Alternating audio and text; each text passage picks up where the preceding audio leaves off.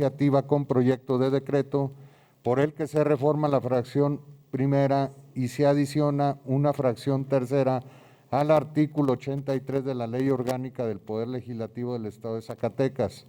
Tienen el uso de la palabra los diputados autores de la misma.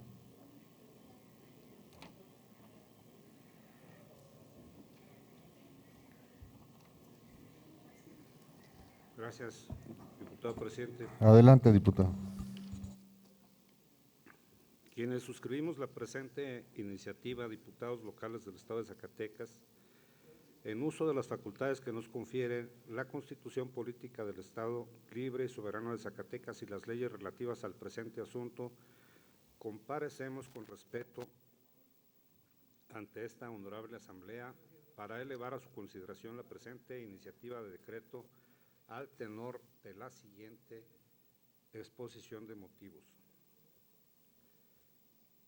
El lunes 30 de marzo, el Gobierno de México, por conducto de su canciller Marcelo Ebrard Casaubon, decretó para el país un estado de emergencia sanitaria como una medida necesaria para reducir el número de contagios y, por ende, la posibilidad de muerte por la pandemia del coronavirus COVID-19.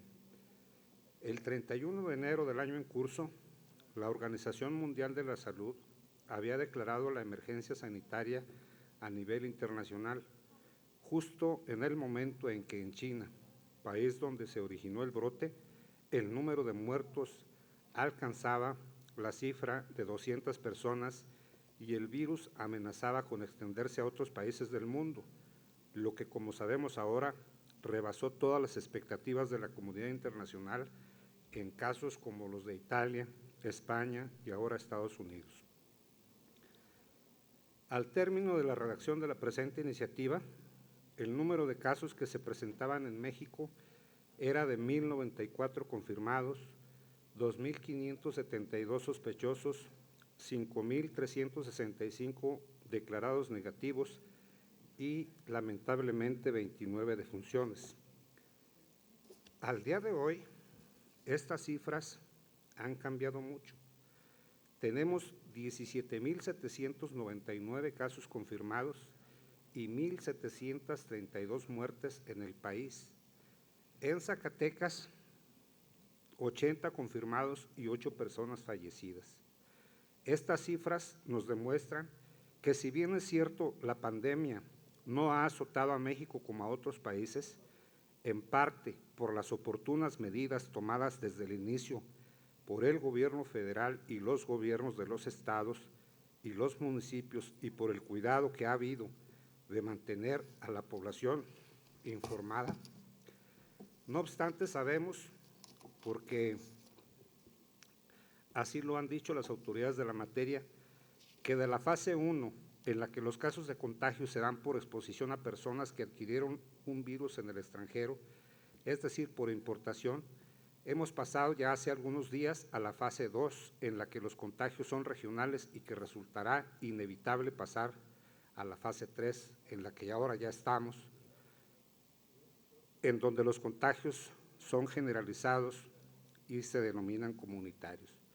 Es por esto que, más temprano que otros países, incluso con un número menor de contagios y defunciones, el Gobierno de la República tomó la determinación de declarar la emergencia sanitaria por la pandemia.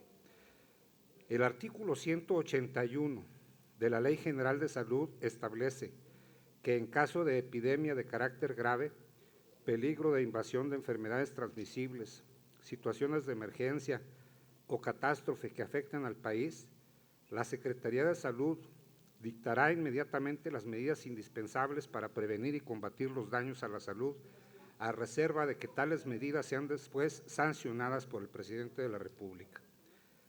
Cabe señalar que dicha emergencia sanitaria entrará en vigor a partir de su publicación en el Diario Oficial de la Federación. Sin embargo, el Consejo de Salubridad General, encabezado por el presidente de la República, ha hecho públicas las medidas que incluyen la suspensión inmediata de actividades no esenciales entre el 30 de marzo y el 30 de abril. La suspensión de dichas labores en los sectores público, privado y social tienen el fin de mitigar la dispersión y transmisión del virus SARS-CoV-2 para disminuir la carga de padecimientos relacionados con este virus, sus complicaciones y muerte por COVID-19 en la población. Por lo que respecta a las instituciones públicas, la Secretaría de Educación deberá unir esfuerzos con el Consejo Nacional de Ciencia y Tecnología en las áreas inmediatas de análisis e investigación que contribuyan a hacer frente a la emergencia. Las Secretarías de Hacienda, Economía y del Trabajo, así como el IMSS, ISSSTE e Infonavit, deberán ser vigilantes para garantizar la protección de los trabajadores en las empresas. Las Secretarías de Hacienda, Economía y Agricultura estarán encargadas de procurar sinergia con los sectores productivos del país a fin de garantizar el abasto de la canasta básica para toda la población. Las Secretarías del Bienestar, Trabajo y Previsión Social serán responsables de la distribución de los apoyos solidarios que determine la Presidencia de la República.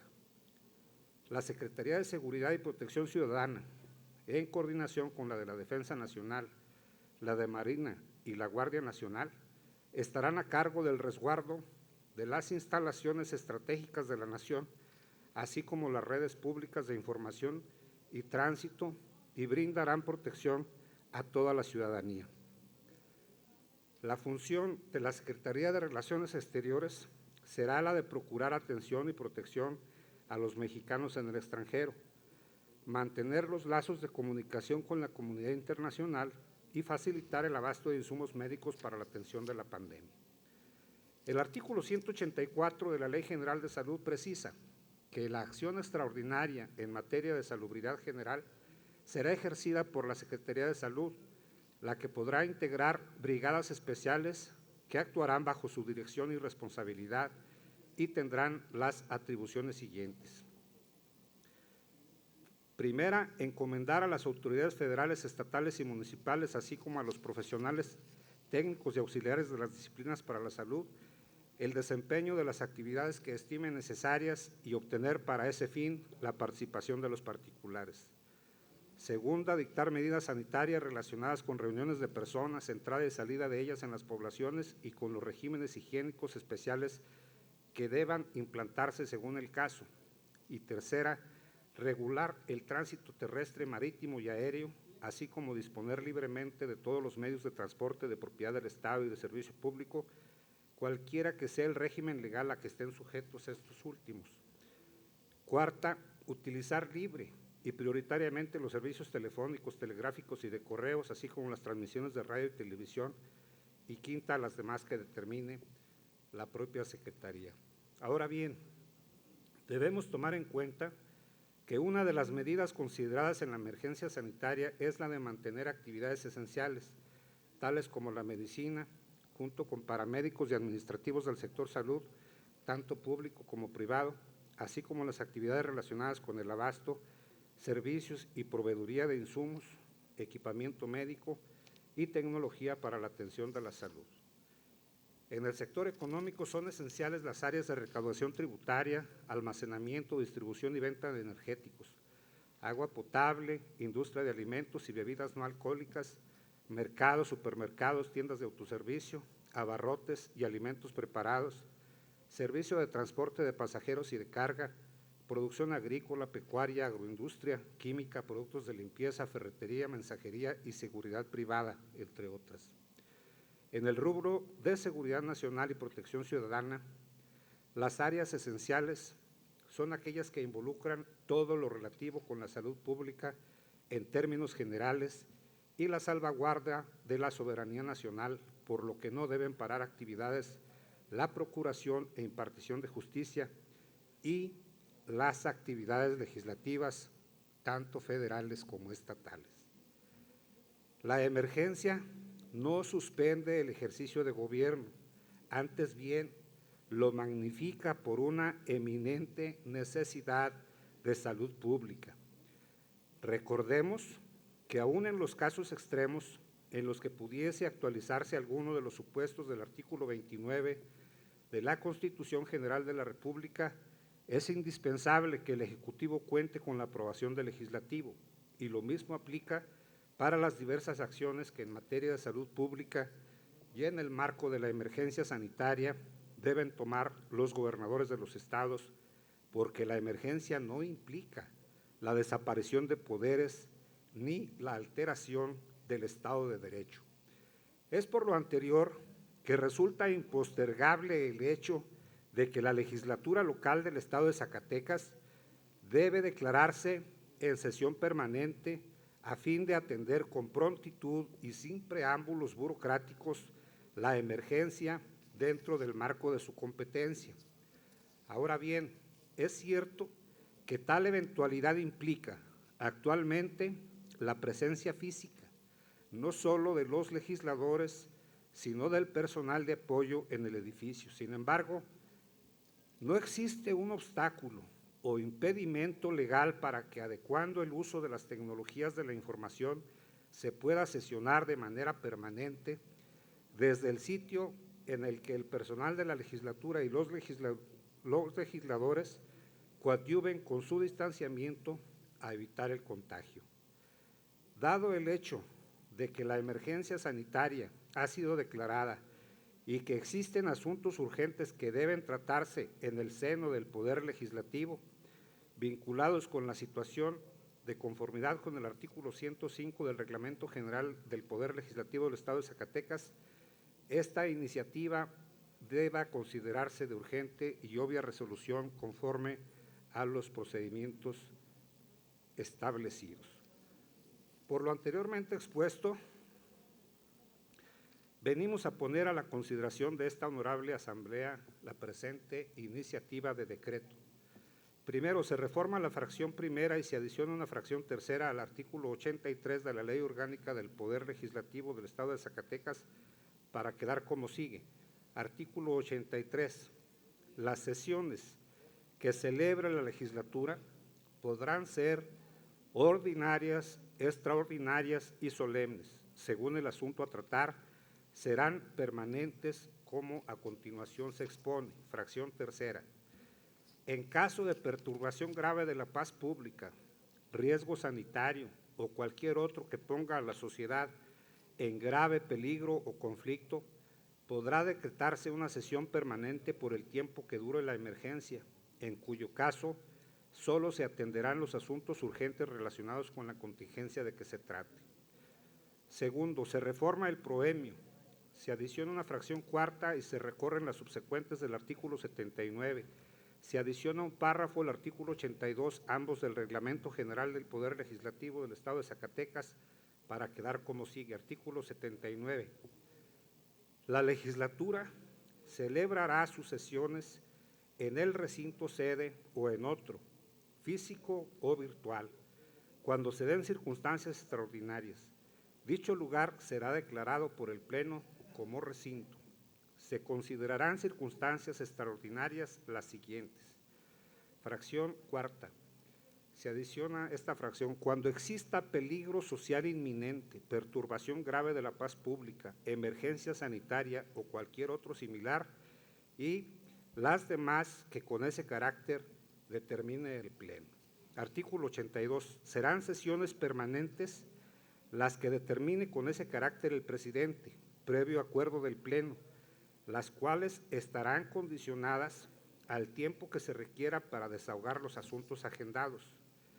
Las sesiones permanentes podrán ser virtuales y a distancia, haciendo uso de las tecnologías de la información o cualquier otra, y siempre serán públicas. Compañeras y compañeros diputados, esta iniciativa que fue elaborada por la diputada Emalicet López Murillo, el diputado Héctor Adrián Menchaca Medrano y su servidor Francisco Javier Calzada Vázquez, tiene el propósito fundamental de que las actividades de la legislatura no se suspendan, de que si este recinto es no apto para conservar la sana distancia que las autoridades en materia de sanidad nos recomiendan, podamos buscar otras alternativas, como es el caso del auditorio del Poder Judicial del Estado, si así se lo solicitamos, donde pudiéramos tener mejores condiciones y no dejar de elaborar en las obligaciones que como representantes del pueblo tenemos. Esa es la intención de esta iniciativa, y también modificar el reglamento y la ley orgánica para que las sesiones en plataformas digitales en línea puedan tener la validez necesaria para poder continuar en caso que así lo determine la Asamblea. Es indispensable hacer notar que ni el Senado de la República, con 128 integrantes, ni la Cámara de Diputados, con 500, ha tomado la ruta que ha decidido la Comisión de Régimen Interno y Concertación Política. Esto lo quiero dejar claro. La falta de sesiones de esta legislatura no es una decisión de 30 diputados y diputadas, es una decisión de solo un órgano de gobierno. Y ese órgano de gobierno… Diputado, yo le fechas pediría respeto, porque no estamos en el debate de la iniciativa. Se le concedió dar lectura a un resumen o a la iniciativa. No me puede censurar, presidente. Más no al debate. Censurar. No voy a hablar lo que usted me diga, voy a hablar la libertad que tengo como diputado para expresar mis ideas. Le solicito no concluir. Permite que haya asuntos generales aquí en la sesión sin mayor justificación que la voluntad. Le solicito concluir su lectura. Estoy concluyendo. Y también le pido que me respete. Finalmente, incomoda porque no hay manera de decirle a la sociedad que no trabajamos porque la emergencia sanitaria no nos lo permite. Hay diferentes alternativas para poder seguirlo haciendo. Está la iniciativa de la diputada Perla en materia constitucional y está también esta otra alternativa. Los estados de Nuevo León y Tlaxcala lo están haciendo solo con un punto de acuerdo, ni siquiera modificaron su marco legal. Hasta aquí mi participación, diputado presidente. Diputado presidente, para solicitarle al diputado promovente me permita suscribirme a su iniciativa. De la misma forma, Borrego Estrada, Mónica. Con En los gusto. mismos términos, Rodríguez Márquez. En los mismos términos, Alma Dávila. Muñoz González, Roxana, en los mismos términos, por favor. Con Jesús gusto. Padilla, diputado. Con gusto, diputado. Muchas gracias, diputadas y diputados. Gracias, diputado. Continuando con el orden del día.